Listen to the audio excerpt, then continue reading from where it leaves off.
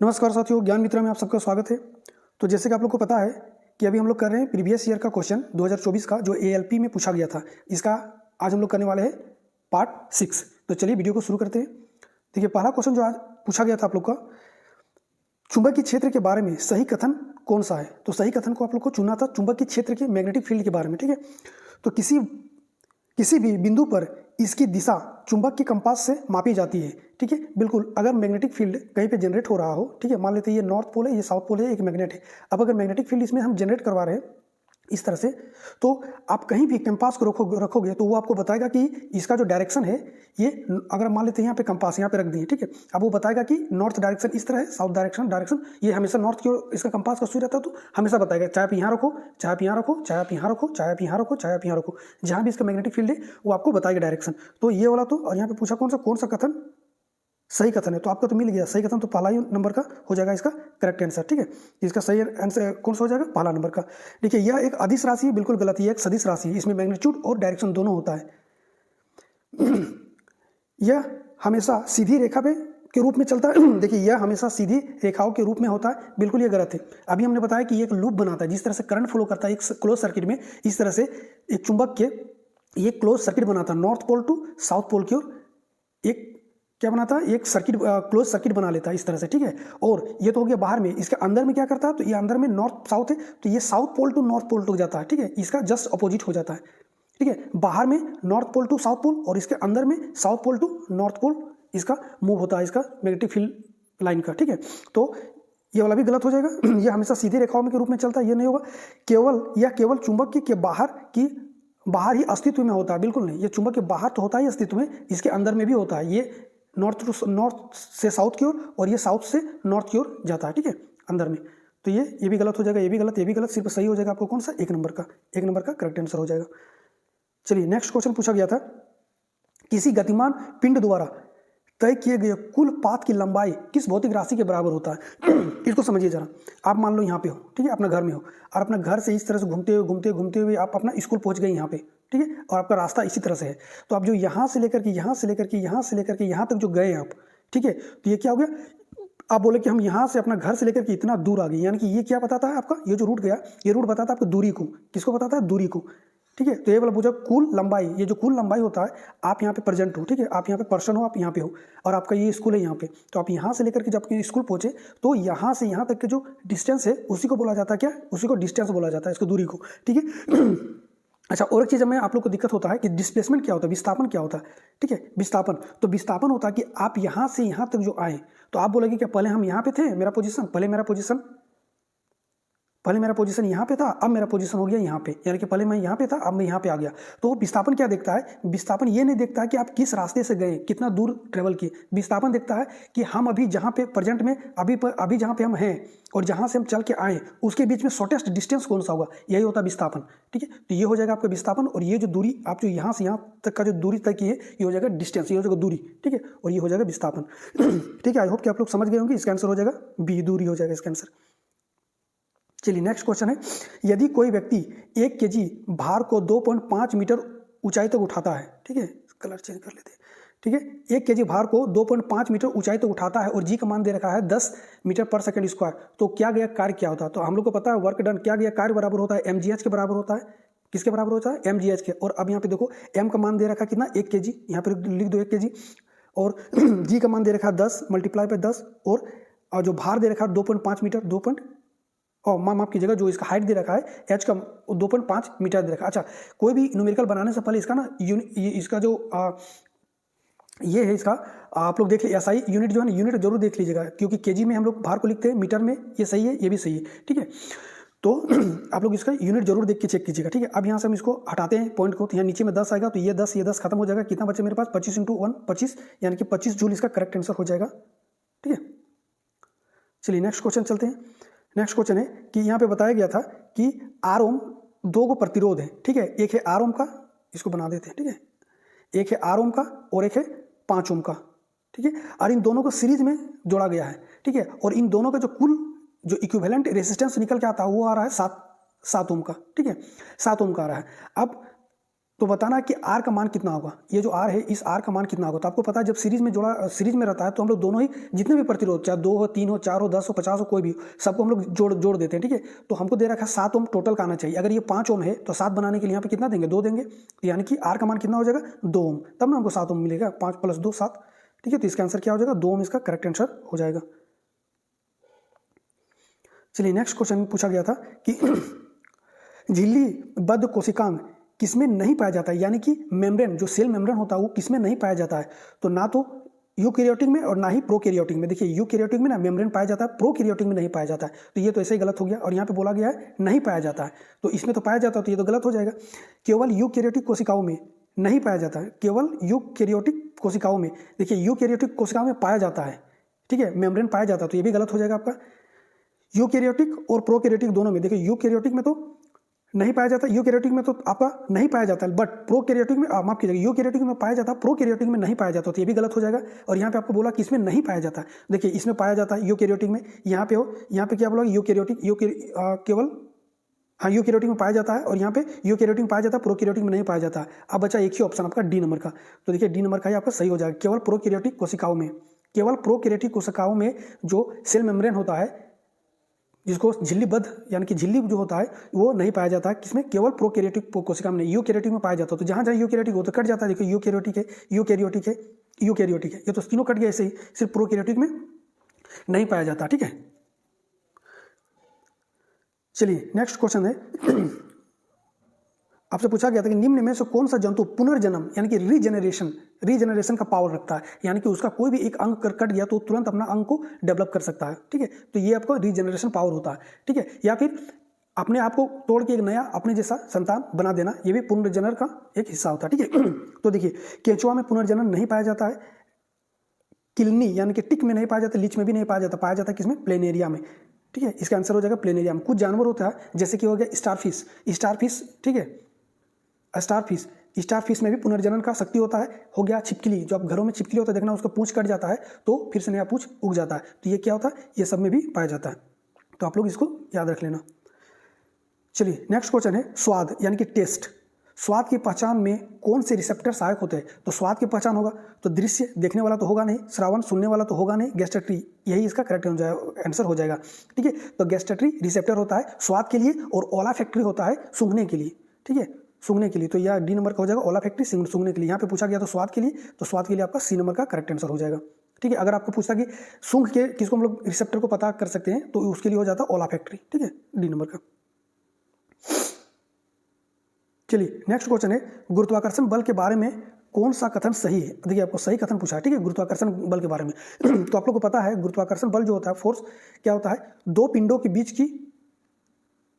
पिंडों के जो मास होता है m1 × m2, आपका m2, तो दो पिंडों के मास के गुणनफल के बराबर होता है, और ये इसका डायरेक्टली प्रोपोर्शनल होता है, और इन दो पिंडों के बीच का जो डिस्टेंस है उसके स्क्वायर के इन्वर्सली प्रोपोर्शनल होता है।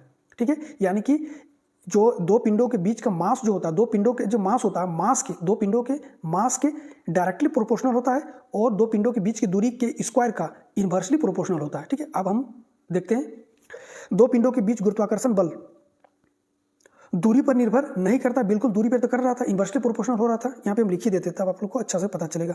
ठीक है, F = होता है m1 × m2 divided by r का स्क्वायर। r होता है दूरी। ठीक है, m पहला पिंड का m1 पहला पिंड का मास, m2 दूसरा पिंड का मास, r हो जाएगा इस दोनों पिंडों के बीच की दूरी का स्क्वायर। ठीक है, तो यहाँ पे देखो दो पिंडों के बीच के गुरुत्वाकर्षण बल दूरी पर निर्भर नहीं करता, देखो तो यहाँ पे दूरी पर तो निर्भर कर रहा है, r का स्क्वायर हो रहा है। ठीक है, ये तो कट जाएगा। गुरुत्वाकर्षण बल दूरी के वर्ग के समानुपाती होता है, तो दूरी के वर्ग के समानुपाती होता है, बिल्कुल देखो दूरी के वर्ग के व्युत्क्रमानुपाती होता है, सॉरी माफ करना, दूरी के वर्ग के व्युत्क्रमानुपाती होता है, यानी कि इन्वर्सली प्रोपोर्शनल होता है। यहाँ पे दिया गया इन्वर्सली प्रोपोर्शनल होता है दूरी के, ठीक है, इन्वर्सली प्रोपोर्शनल होता है। गुरुत्वाकर्षण बल पिंडों के, यानी कि ये वाला सही है, गुरुत्वाकर्षण बल पिंडों के द्रव्यमान के गुणनफल के समानुपाती होता है, पिंडों के द्रव्यमान यानी कि m1 और m2 के द्रव्यमान के गुणनफल के समानुपाती होता है, ये भी कथन सही है, यानी कि 2 और 3 नंबर मेरा सही है, 1 नंबर का गलत था। यहाँ सही पूछा गया तो आपको सिर्फ बताना था कि सही कौन सा है, तो 2 और 3 सही हो जाएगा इसका। ठीक है, चलिए नेक्स्ट क्वेश्चन पूछा गया था कि एक अभिक्रिया दे रखा था, निम्न अभिक्रिया में उत्पाद क्या होगा। तो अभिक्रिया था कि मैग्नीशियम ऑक्साइड को जब हम लोग हाइड्रोक्लोरिक एसिड के साथ मिलाते हैं तो क्या बनता है। तो जब इसको मिलाएंगे तो ये मैग्नीशियम जो है हाइड्रोजन से ज़्यादा रिएक्टिव होता है। ये हाइड्रोजन को हटा देगा और क्लोरीन को अपने साथ MnCl2 बना लेगा और प्लस क्लोरीन गैस निकल जाएगा और पानी H2O यहाँ से निकल जाएगा, H2O निकल जाएगा।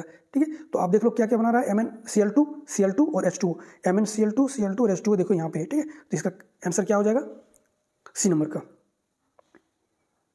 चलिए देखिए, बोला गया था जिप्सम को 373 केल्विन पर गर्म करने पे कौन सा यौगिक प्राप्त होता है। आप लोग पढ़े हैं, एनसीईआरटी में दे रखा है क्या कि जब हम लोग जिप्सम को 100 डिग्री, लगभग 100 डिग्री सेंटीग्रेड पे गर्म करते हैं तो क्या बनता है, प्लास्टर ऑफ पेरिस बनता है। ठीक है, प्लास्टर ऑफ पेरिस बनता है। और 100 डिग्री सेंटीग्रेड को ही आप कन्वर्ट कीजिएगा केल्विन में तो 373 के आएगा। ठीक है, केल्विन आ जाएगा। ठीक है, तो क्या बनता है, पेरिस, प्लास्टर ऑफ पेरिस बनता है। ठीक है, प्लास्टर ऑफ पेरिस बन जाता है। चलिए नेक्स्ट क्वेश्चन है, प्रोटीन निर्माण के लिए सूचना स्रोत के रूप में कौन सा अणु कार्य करता है। सूचना स्रोत के लिए, अच्छा आप बताइए, जब प्रोटीन निर्माण होता है तो प्रोटीन क्या होता है, जीन एक प्रोटीन है और ये सूचना को कैरी करता है। ठीक है, एक जनरेशन से दूसरे जनरेशन के लिए। और ये होता किसमें, ये होता है डीएनए में। सिंपल सा क्वेश्चन था, डीएनए में। चलिए नेक्स्ट क्वेश्चन है, थायरोक्सिन हार्मोन के संश्लेषण में के लिए क्या आवश्यक होता है। तो थायरोक्सिन हार्मोन जो होता है वो निकलता है थायराइड ग्लैंड से। ठीक है, थायराइड ग्लैंड से निकलता है और इसके संश्लेषण यानी कि थायरोक्सिन हार्मोन जो इसको बनने में क्या चीज़ की जरूरत पड़ता है, तो इसके लिए हम लोग आयोडीन, बोला जाता है ना कि आयोडीन की कमी से घेंगा हो जाता है। रीजन क्या रहता है कि अगर आयोडीन ना मिले तो यहाँ पे थायरोक्सिन का हार्मोन को बनना कम हो जाएगा और जिस कारण से घेंगा रोग हो जाता है। ठीक है, तो इसका आंसर क्या हो जाएगा, आयोडीन। अच्छा, ये जो थायरोक्सिन हार्मोन है ये निकलता कहाँ से है, ये निकलता है थायराइड ग्लैंड से। ठीक है, थायराइड ग्लैंड से निकलता है। और ये थायराइड ग्लैंड कहाँ पे होता है, गला में होता है। और ये जो हार्मोन है थायरोक्सिन हार्मोन, इसको कंट्रोल कौन करता है, ये सारा क्वेश्चन पूछा गया है। और आप लोग को अगर देखना है तो ग्रुप डी में जाओ, अभी 2025 का जो हुआ है एग्जाम 2025 में, और इसका क्वेश्चन उठा के देखो।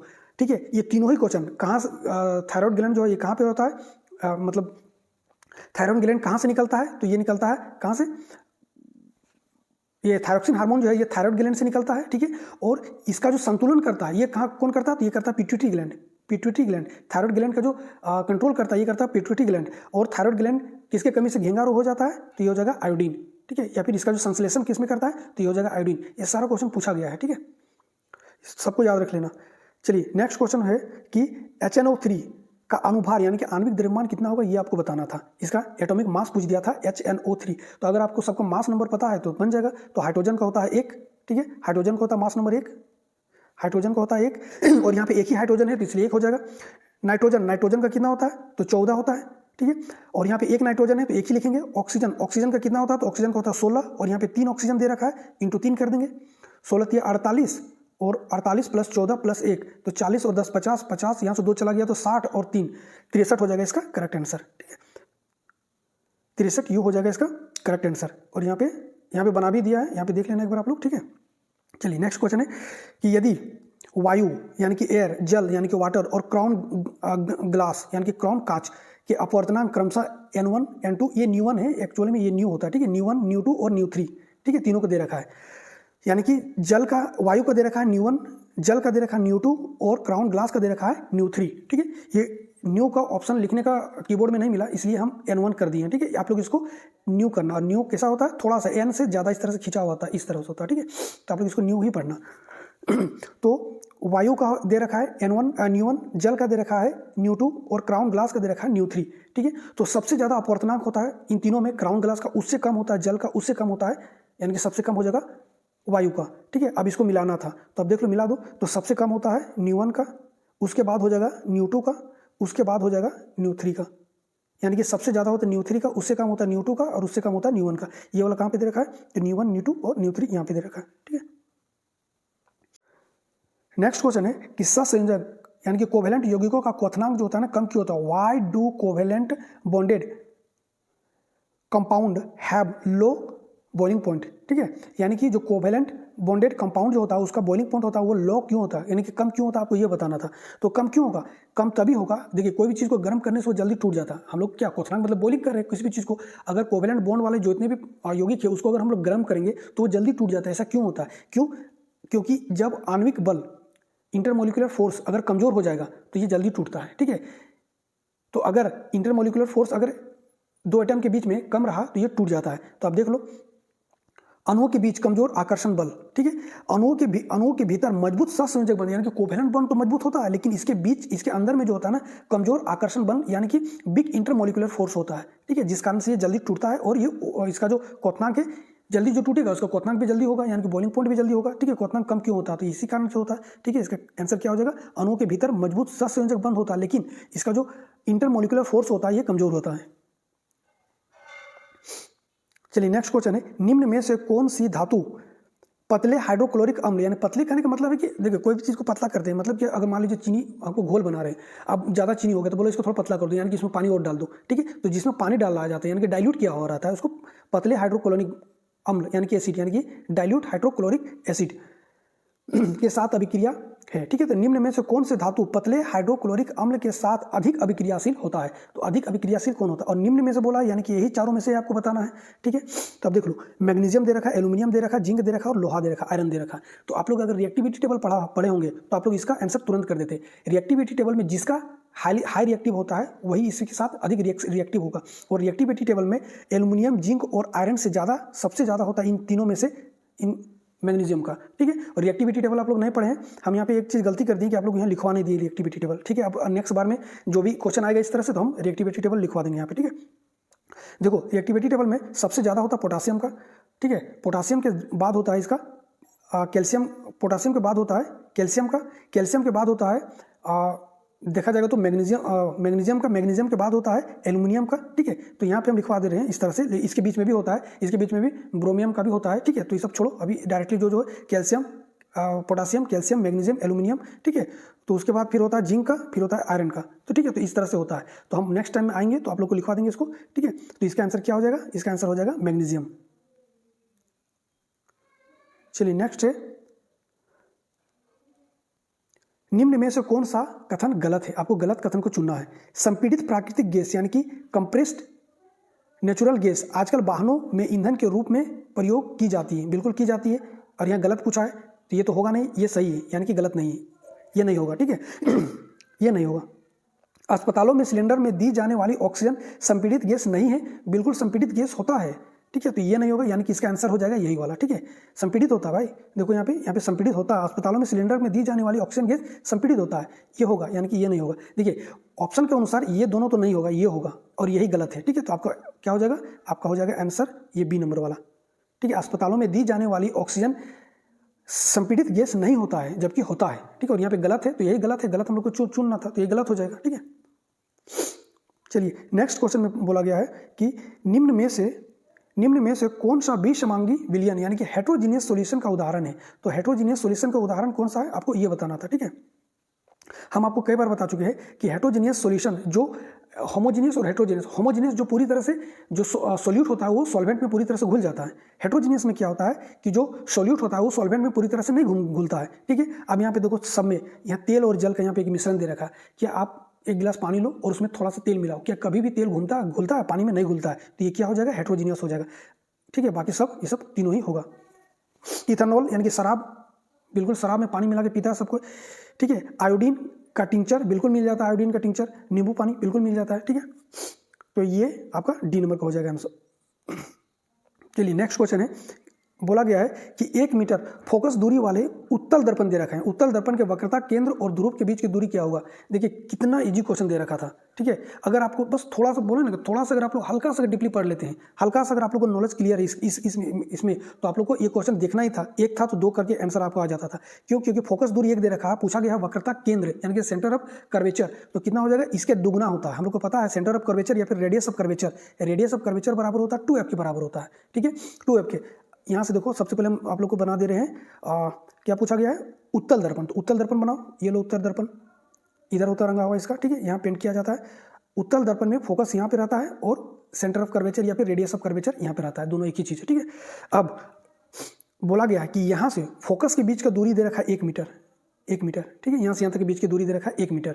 तो बोला गया है कि पोल से लेकर के ये जो सेंटर ऑफ कर्वेचर है यार कि रेडियस ऑफ कर्वेचर, इसके बीच की दूरी क्या होगा? जब यहाँ से यहाँ तक 1 है और इसका दोगुना होता है तो यहाँ से यहाँ तक भी तो 1 होगा, यानी कि 1 और 1 2 हो जाएगा यहाँ से यहाँ तक, ठीक है। यही चीज़ यहाँ पे दिया गया था, ठीक है। तो 2 मीटर इसको आंसर हो जाएगा। चलिए आज का लास्ट क्वेश्चन है, किस कोशिका का आकार बदलता रहता है, ठीक है। विच सेल हैज़ चेंजिंग शेप, ठीक है। किसका जो शेप होता है हमेशा चेंज होते रहता है। तो आप लोग देख लीजिए, हम बताएं तो 2 चीज़ को आप लोग याद रखना है। क्या बाहर में अगर देखा जाएगा, ऐसे पूछा जाएगा तो इसको अमीबा करना है, और शरीर के अंदर बोला जाएगा कि शरीर के अंदर हम लोग को कौन सा ऐसा सेल है जो उसका आकार चेंज होते रहता है, तो WBC व्हाइट ब्लड कार्पसल्स जो होता है, यानी कि व्हाइट ब्लड सेल कार्पसल्स बोला जाता है साइंटिफिक लैंग्वेज में, ठीक है। तो व्हाइट ब्लड कार्पसल्स जो होता है ये इसका करेक्ट आंसर हो जाएगा, ठीक है। तो शरीर के अंदर WBC, और अगर बाहर से कोई जीव जंतु में पूछा जाएगा तो ये हो जाएगा अमीबा, ठीक है। वीडियो कैसा लगा आप लोग जरूर बताइए। वीडियो अगर अच्छा लग रहा है तो प्लीज़ वीडियो को शेयर और लाइक कर दीजिए, और चैनल को सब्सक्राइब कर लीजिएगा। वीडियो देखने के लिए थैंक यू। तब तक के लिए जय हिंद, जय भारत।